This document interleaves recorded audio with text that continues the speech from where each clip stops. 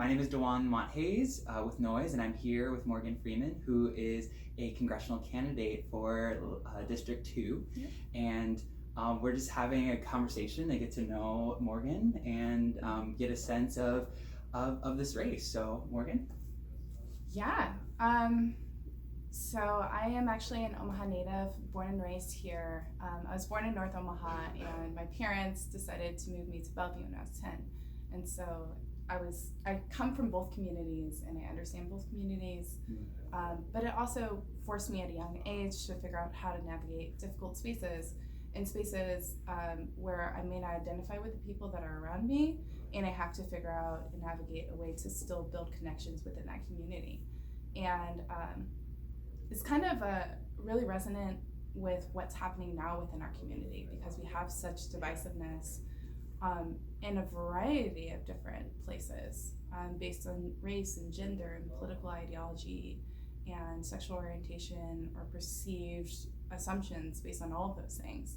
And it's been really interesting to have conversations with people throughout my lifetime as a community organizer, but especially now as a candidate, about where we are on these issues and about how do we build bridges together and how do we make sure that we're saving our democracy throughout the process. And I actually lived in Bellevue too for a portion. You get it. Yeah. So in 2008, our house was foreclosed on during the housing crisis, so then we moved to Bellevue, and it's an interesting space to be in where you're in Omaha, but then you're in Bellevue, and it's semi-rural, and the community is very different than the urban space you grow up in, and this is suburban to an effect. So navigating those spaces, what are some of the challenges, but also some of the things you learned about moving between worlds, if you will? Yeah, it's ironic because my high school reunion is this week. So it's been 10 years. So go T-Birds. But one of the first immediate lessons that I learned is that I walk into a space where people automatically have made up a decision about who I am. And I need to, first of all, be aware of that, but secondly, figure out how do I want to confront that, and if I want to confront that. And which pieces of that, because I carry so many different intersections of my identity with me everywhere I go. And I recognize that I can pass in some aspects of my identity, but I can't in others. And so figuring out who am I showing up as in every single space that I occupy. And as a third grader in 2000, trying to even conceptualize that was a challenge. And then every single year having to figure out a new way forward. So it taught me how to be adaptive. It also taught me that, honestly, Bellevue was a really interesting town in 2000 and in the early 2000s, just because we were the first family that was Black to move into our neighborhood. And there was a lot of microaggressions that were racially motivated, but weren't explicitly racist. And so how do you navigate that? How do my parents navigate that with a young child? Yeah. And then how do I as a young child understand racism in this new context? Because the racism that I had known up until then was in books, because I lived in a predominantly Black neighborhood. We had a handful of white students at Franklin Elementary, and that was it. That's all I'd known. So I was not surrounded by white people. And then I came into this world where it was predominantly white, predominantly heavily Christian, predominantly military. It was just a completely different way of navigating the world and completely different perspective. And so I had to figure out, okay, so what does this actually mean? What are some of the other motivating factors that could be behind this interaction, or it could be behind what may happen if I choose to do X, Y, and Z? When someone's bullying me, are they bullying me because they're just jerks, or is it something else? And then is it both of those things? And how do I navigate that as a person? How do I help my administration, which has not dealt with racial bullying, to a large degree. How do I help like my teachers and my school administrators navigate that space? So people in authority, how do I help them and lead up? And then how do I make sure that I'm safe and throughout that process, and that the people I care about are safe?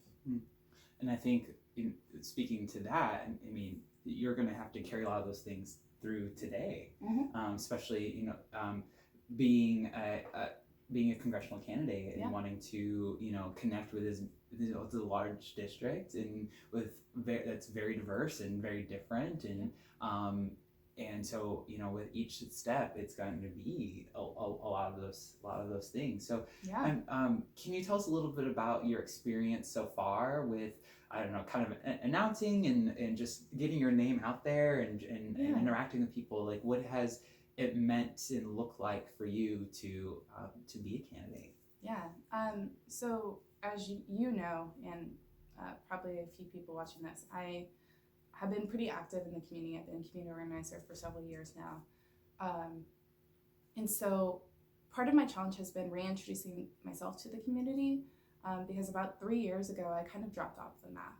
Like, I stopped doing some of the more public things. I stopped doing like big speaking engagements. I stopped organizing protests and rallies to the same degree. And I started to really focus on being a connector and connecting other people to resources and connecting people to spaces that they wouldn't normally have access to. And at the same time, I met my fiance, and my fiance is literally a catalyst in my life for really showing me how beautiful Nebraska is.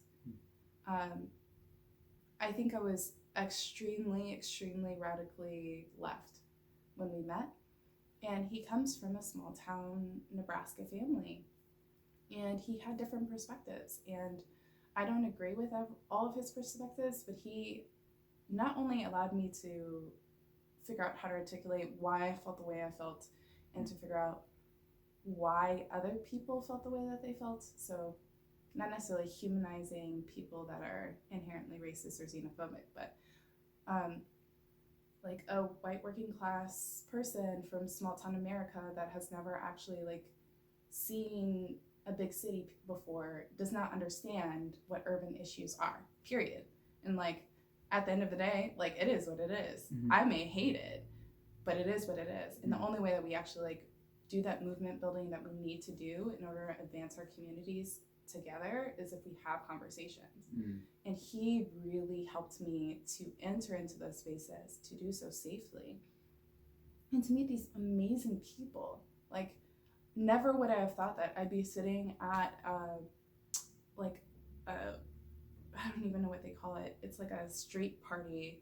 Like, they literally closed down the street in Albion, Nebraska, and my fiance's playing on stage, and he's in a band and everything. And I'm surrounded by like these little white ladies, Catholic, in small town Albion, and it's several hours from home, so there's literally no Black people in sight. I'm the only Black person there. There's like 2 other kind of white, mostly white passing, like people of color in this space. And like, we're all sitting around talking and laughing, and they're asking me, what do I do? And I say, I'm running for office in Nebraska, and they're starting to ask me about policy issues. And I'm like, they asked me specifically about abortion, and I'm like, I'm in the middle of Trump country. Like, this is gonna go downhill real fast. And he's on stage, the car is like on the other side. I'm trying to do logistics to figure out like how fast I have to run if this goes sideways, and like how high I have to jump to get on stage and then pass it.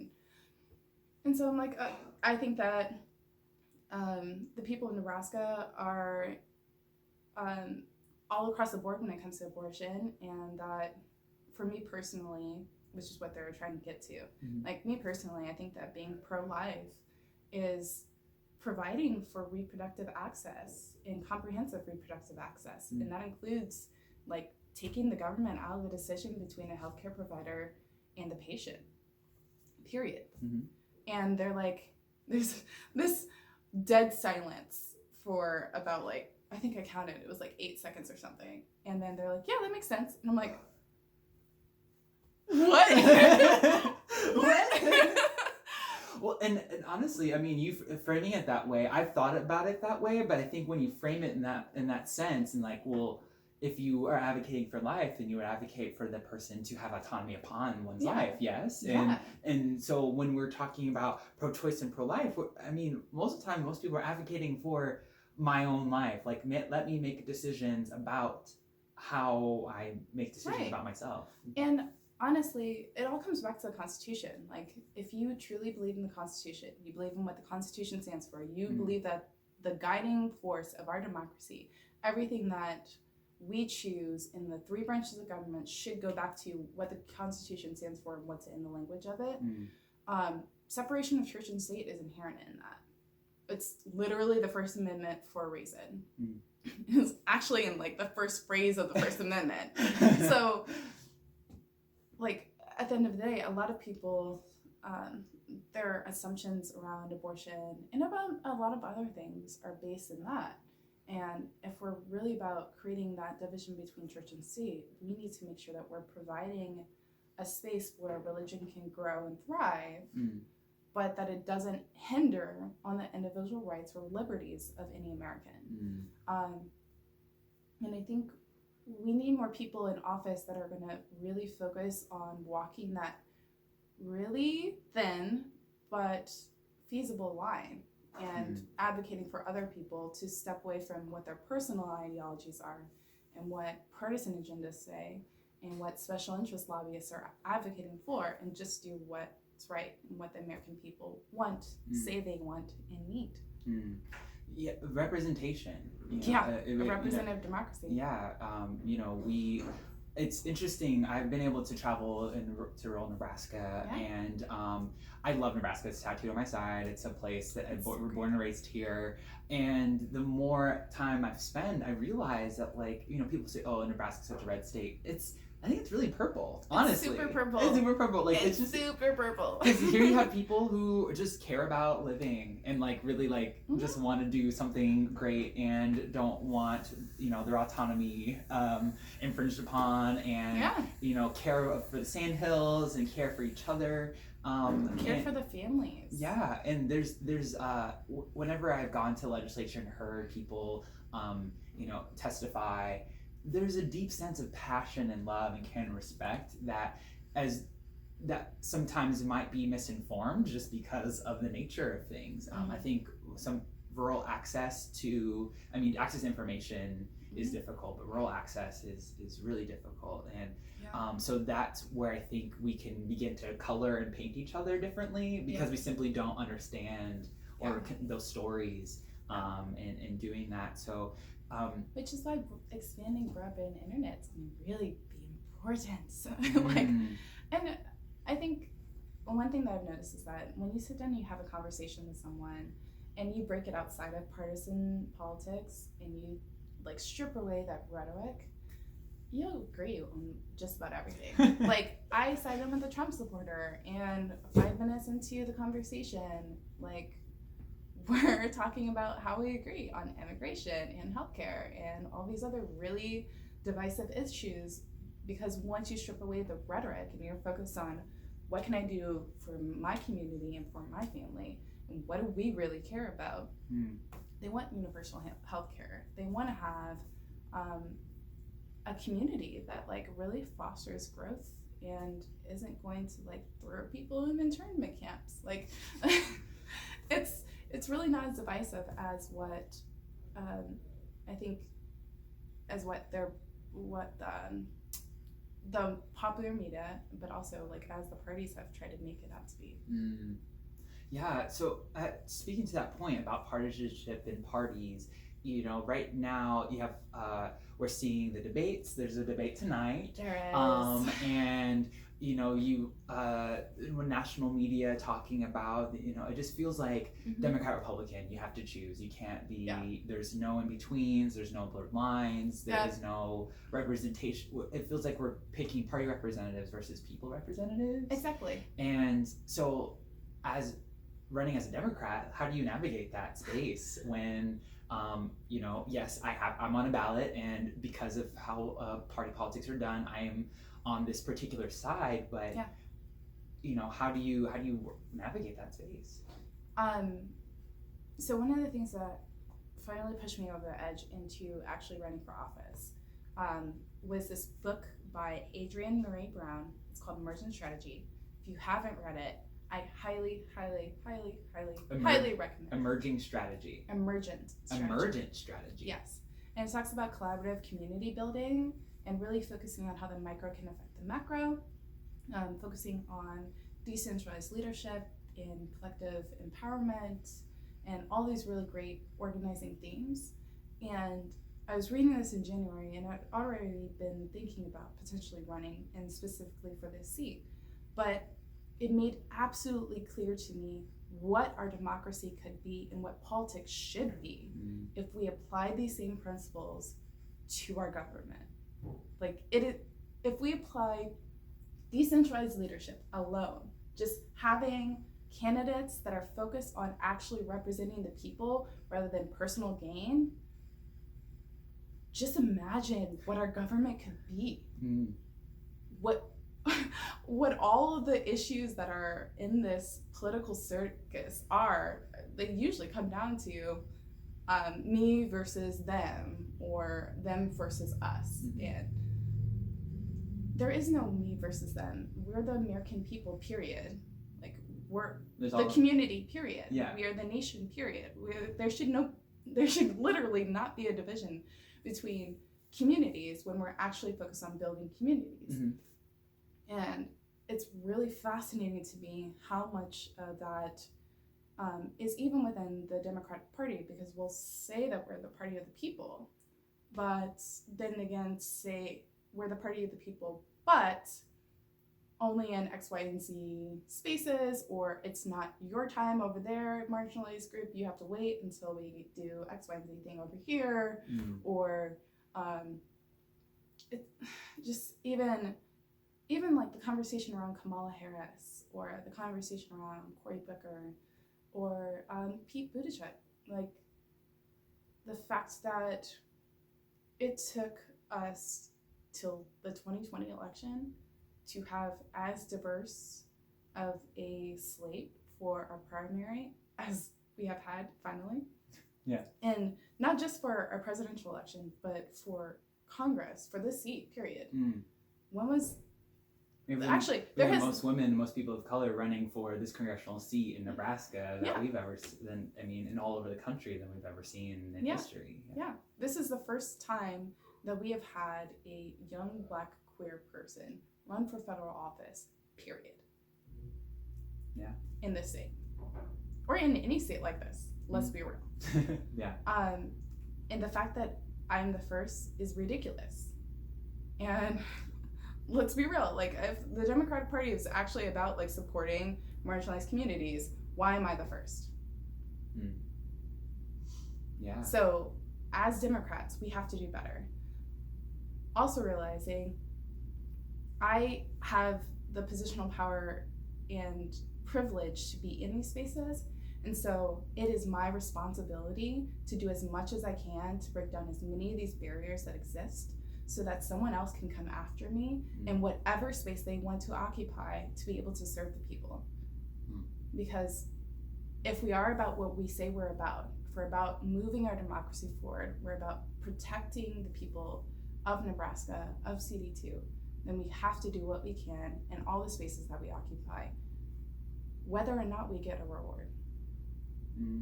Because it's not about like winning, it's not about any of that. It's about making sure that the people are heard, that they feel seen, and that they feel represented. At the end of the day, this isn't a competition. Like, it's really not. It's not a competition. It's like doing what I can to make sure that the people of this district feel that they are 100% engaged and included in their representation. Because at the end of the day, when I get in office, they're paying for my salary. This is a job interview. This is a year-long job interview. And I don't remember the last time, if ever, I don't think ever, that I saw a politician approach any public office as a job interview. Because that is literally your job.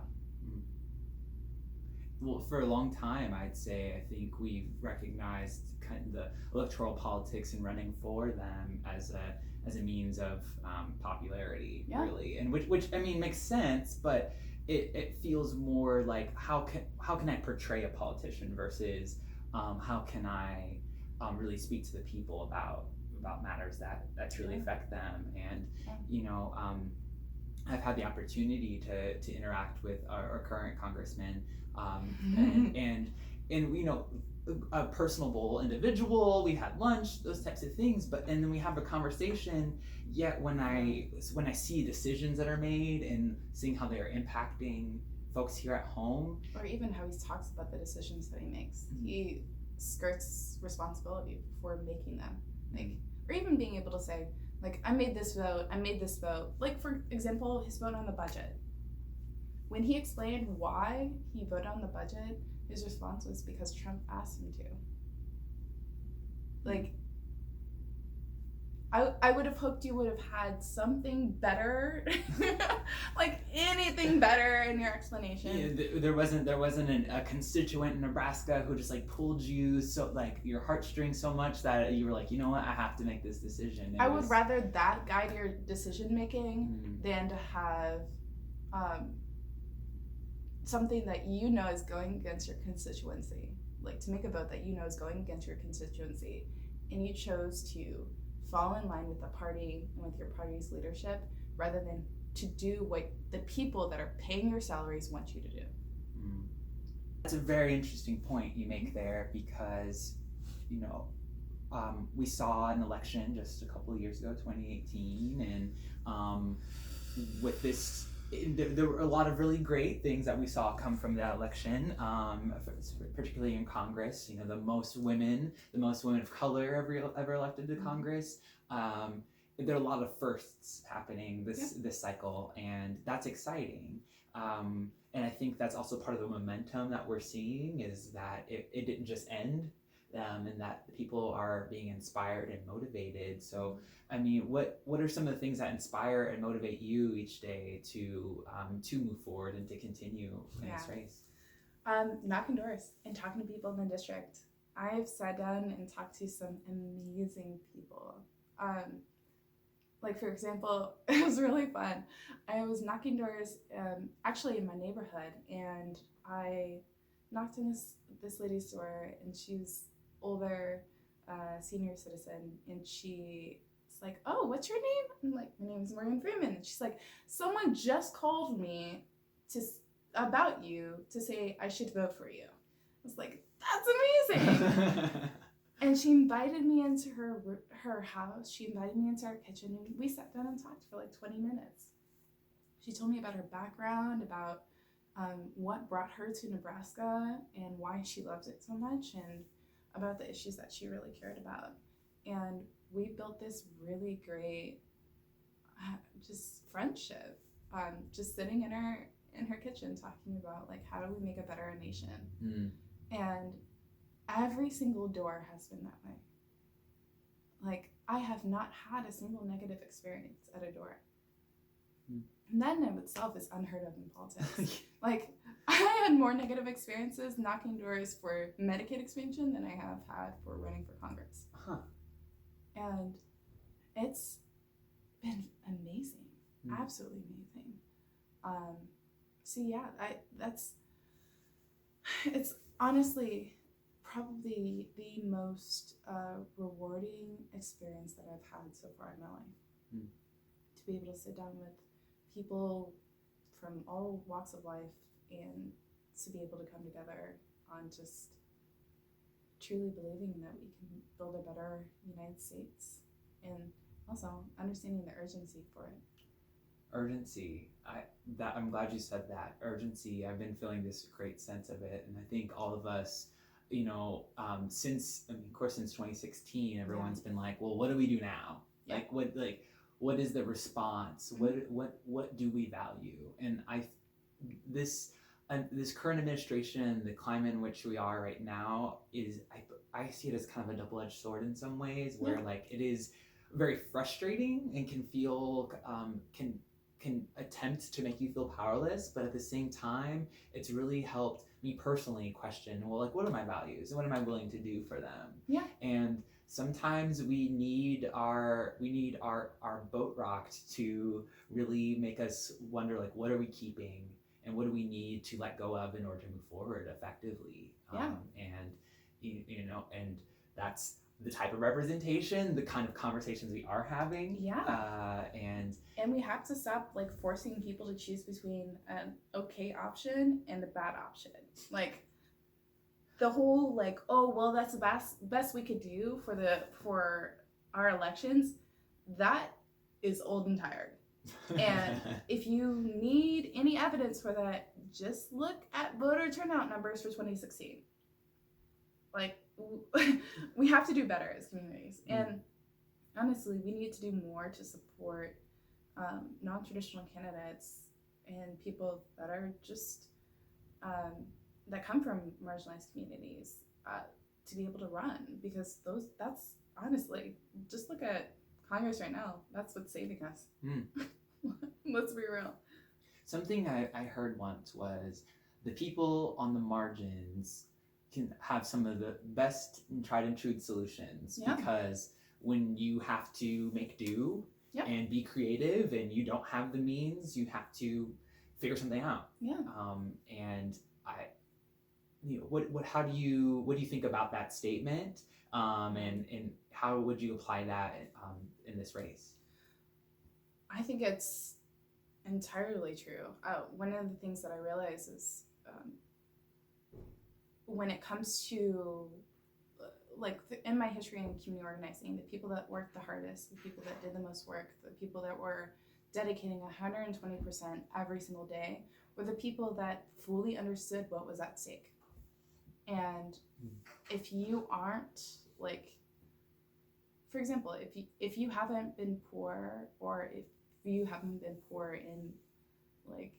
in 20 years and you don't understand what it's like to have to choose between paying your phone bill and stocking your fridge, like it's very hard for you to really feel the urgency of voting on an economic package that will empower communities. It's really hard for you to understand the choice that so many people right in your district have to make on a regular basis. I mean, every single day, so several times a day for many of these issues.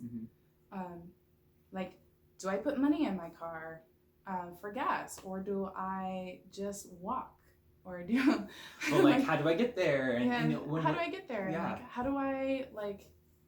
What do I prioritize? Which part of myself do I have to leave behind in order to be able to survive today? And as the richest nation in the world, you would think that you wouldn't have to make those decisions, like to leave parts of yourself behind to just survive. This isn't to thrive. This isn't like living a vibrant, fulfilling life. This is just like, will I survival. eat, or will I sleep? Will I have my medicine for the day? Like those basic questions. Yeah, I was sitting next to. So I went to DC recently for the Collective PAC's Black Campaign School, which was a fantastic experience. But I got there a day early, and I went to the Congressional Oversight Committee meeting, and they were bringing in the acting secretary of, I believe it was of Homeland Security, and talking about the ICE detention centers that day. And it was a great day to be there.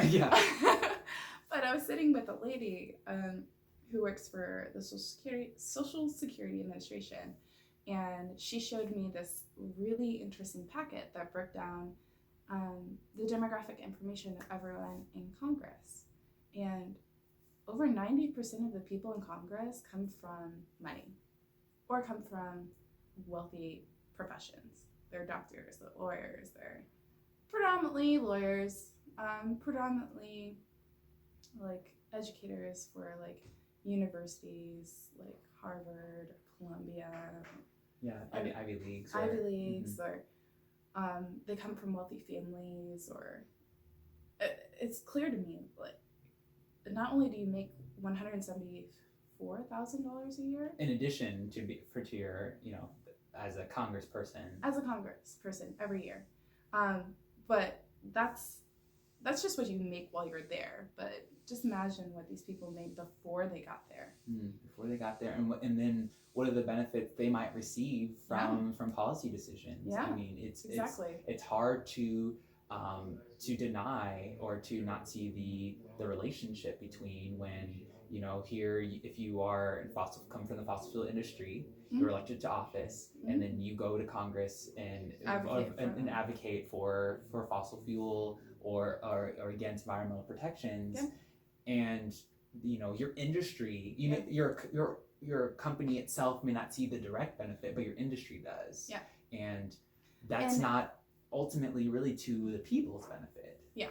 And if you think about it, so the FEC regulations are that even in running for office, you can't take a salary until the filing period closes for your state. And then you can only take a percentage of your salary that you earned the year before, which is not a problem if you're earning like over $100,000. But if you're like me and you earn $25,000, you could, I think I can only take like 10 grand next year. And you're like, how am I supposed to live on that? Yeah. And so it's okay, cool. That's not a livable wage. And for most people that are coming from moderate to low income communities, that's not feasible, period. Who are impacted disproportionately so by environmental policy, by the regulations and things like that. Exactly. But these are the people that we need in office. Absolutely. The people that would come up with creative solutions, the people that fully understand the complexity of the issues that are at stake and are connected to the voices that we have not heard. We need to do more to break down those barriers, and that's just one of the many reasons why I decided to run, is because as I was talking to a little black girl about running for office, and she basically told me well, why aren't you running? And I didn't have a real answer for it. I came up with excuses, and she just it's actually my niece, and she has my same looks, which you will see. Yeah. I have facial looks. Yeah. And she's just really. I'm not buying it. I'm not buying any of these reasons. And I realized, okay, she's right. I mean, she's right. Yeah. But also, if I ever want her to feel like she can run for office and that she could do this work, the best ways to do it. And all of the really amazing women of color, queer people, neurodivergent people, disabled people that I know feel that they can't because no one's actually tried it yet. No one's broken down that barrier yet. And the establishment says that there's only one right way to do it. And if you're not going to do it their way, if you're not going to pay your dues, if you're not going to make sure that you play along with the networking and the fundraising and hitting these benchmarks, because that's the only way that you're ever going to be a viable candidate. If you're not willing to play by their rules, then you're not a candidate. There's no way you're going to be viable. And I'm here to just dismantle all that. And it's going to be great. Yeah, fair enough. Awesome. So, a last question: how can we learn more about you? How can we support you? What's in an upcoming event, or how do we learn more about Morgann Freeman and how to get involved with your campaign if we're interested? Yeah. So, best way to get connected to the campaign is finding me on social media. It's really easy to find me. My first name has 2 N's, but it's Morgann Freeman, like the actor. You can also reach out to me via my website, which is freemanforcongress.com. And we have a couple of events coming up. We have our kickoff coming up on September 22nd, right after church time, so it's 1:30 to 4. And we'll be at Fondmont Park, so feel free to stop by. And the best way to engage with the campaign is, honestly, I need feedback. I'm running on a people-powered platform.